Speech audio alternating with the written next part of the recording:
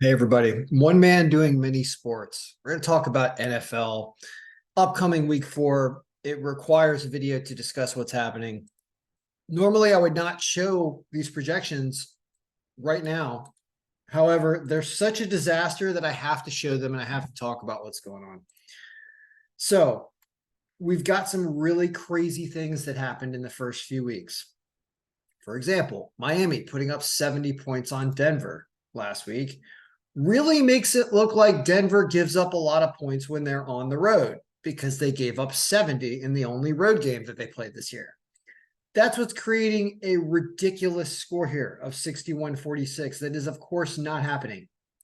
It's only been once since 1966 that a team put up 70 points in a game. It's not going to happen every week, and it's not going to happen with the Bears, who do not have a great offense. They're down here as about the third worst team with offensive production, looking at our player stats. So what do you do here? Because we're listening to the AI, but we know the AI's got some really distorted data this early on.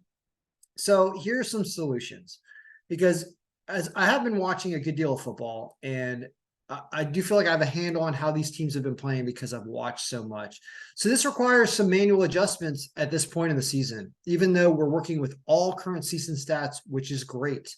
Last season's schedule is gone, and we're only working with this season's schedule now. So here's where you have to start messing with this. When you purchase a copy of this file and you're updating it yourself, and you're not relying on me, you have to take a look at, well, what's the crazy thing going on here? It's this 70 points average given up away. Look at how much bigger that is than every other team. It's more than double any other team here. So that has to be changed. And I'm just manually typing over 35 and giving them something more reasonable. It's still the most of any team. So I'm still giving them the worst road points given up. But Miami's such a strong offensive team that they just happen to play them as their only road game. That's the Broncos. Watch what happens when we make that change. And that's a change that we're going to put back to what the formula says next week. But as for this week, we're making that change. When we make that change, we're going to refresh the pick sheet. And instead of this being a 61-46 game, all of a sudden, stuff gets a little more reasonable. 46-42 Denver now all of a sudden, which is still ridiculous. But you can see that it flipped this game. Now, we also probably need to look into the Bears and what's happening with the Bears, but you can at least see that it's consistent with Denver winning this game at a 7.6% margin because the Bears do stink. And somehow there are more points than you would normally think, but that's because these teams are giving up so many points. It's not that they're scoring a lot, it's that they're giving up a lot.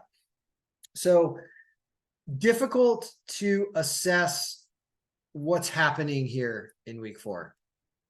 And I will go through and try to make some manual updates to make this more reasonable. Is this a really low scoring game between the Chiefs and the Jets? The Jets don't have much of an offense. You'd think Kansas City has more of an offense. So why is it only yielding them down 15? It's because the Jets held the Patriots to not very many points. They held the Bills to not very many points.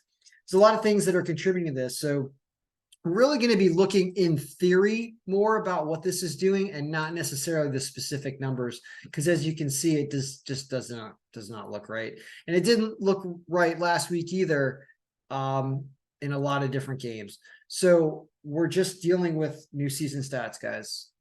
It's now week 4. This is supposed to start meaning something now, but we really need to be tender with what's happening because, yeah, wild and crazy points do this. Now, there's also this number, which is the injury D factor, which I'm going to finish off on.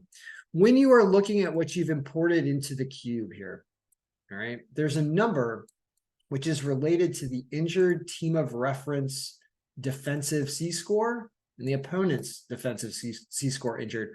What that means is how many of the key defensive players or their contribution, how many of them are injured. When it's a big red number like that, that's bad. That means Seattle has a ton of defensive injuries. That's what that means. It means New Orleans has 26% defensive injuries. Baltimore, 32% defensive injuries right now. This is what was helping it favor Tampa Bay last week over the Eagles, because the Eagles had a really high defensive injury number up until the game on Monday night. So you can change how this impacts the score though. And you can do that in the pick sheet. Okay. So we have it set at 0.25 and it does this. When you raise it, it's going to lower scores. And when you lower this number, it's going to raise scores. So let's lower it to 0.1, for example. All of a sudden scores went up because it means that the amount of defensive injuries don't hurt more, meaning any defensive injuries all of a sudden create more points for the opposing team. There's a matrimony between the D factor and the magnifier to get this to work right. It's complicated. I'm testing out results to try to figure it out. It looks something like this, but we're not in our sweet spot. And to be honest with everyone, to be completely honest, it's really early in the season.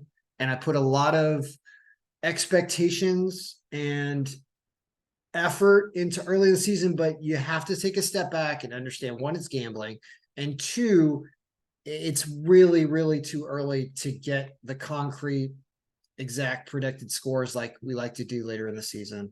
And as it's obvious when you see this weird distribution of games. So are there going to be more points in this game than normal?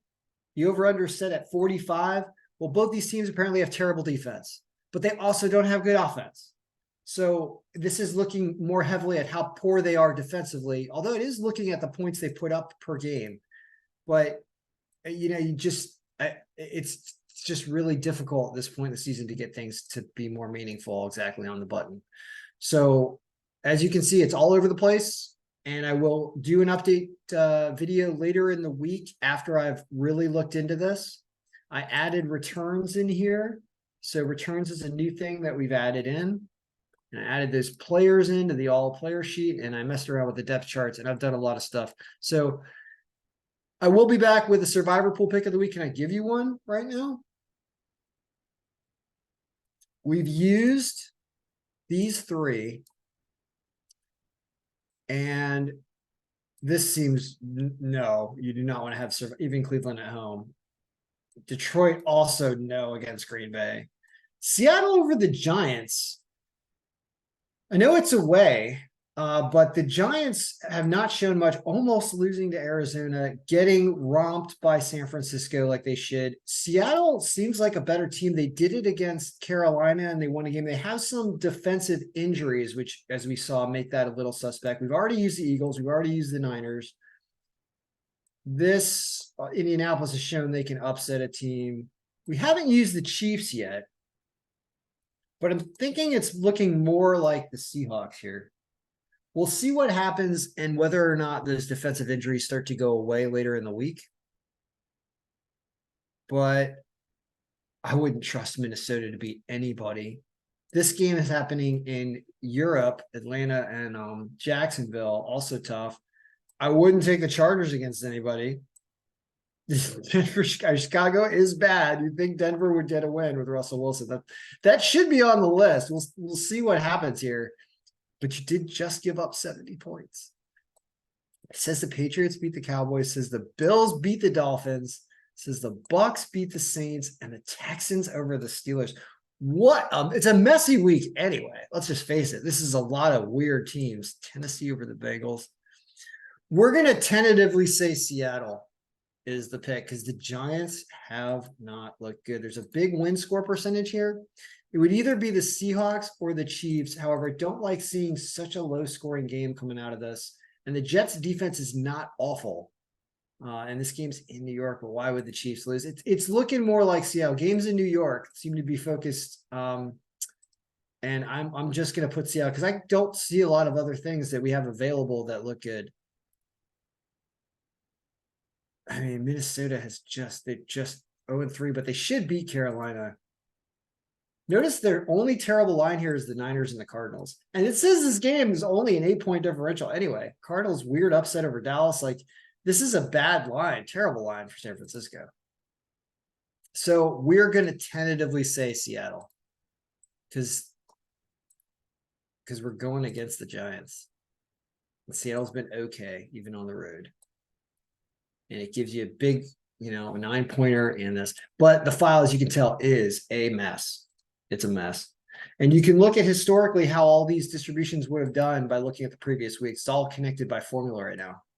So you get to see what all this distributions would have done. You know, it would have had a 34-14 record. It would have been 12-4 last week. And it would order things like this, the way that I have done. Now it says that the score would be 93-19, which kind of seems ridiculous, even though it was 70-20, but that's what it does here. Notice it does this too. It gives 49-10 the Chiefs instead of 41. So I tried to regressively formulate everything to make it look good in the past based on the stats that we have now. That's what I'm doing, and then applying it to this week. So that's how you get this. So while it will do things in the future that are incredible, it still looks messy and weird.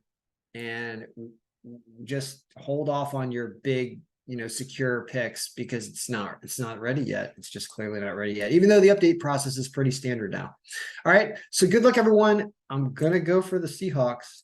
If I don't do another video before the weekend that's public, the survivor pool pick that we went with was the Seahawks.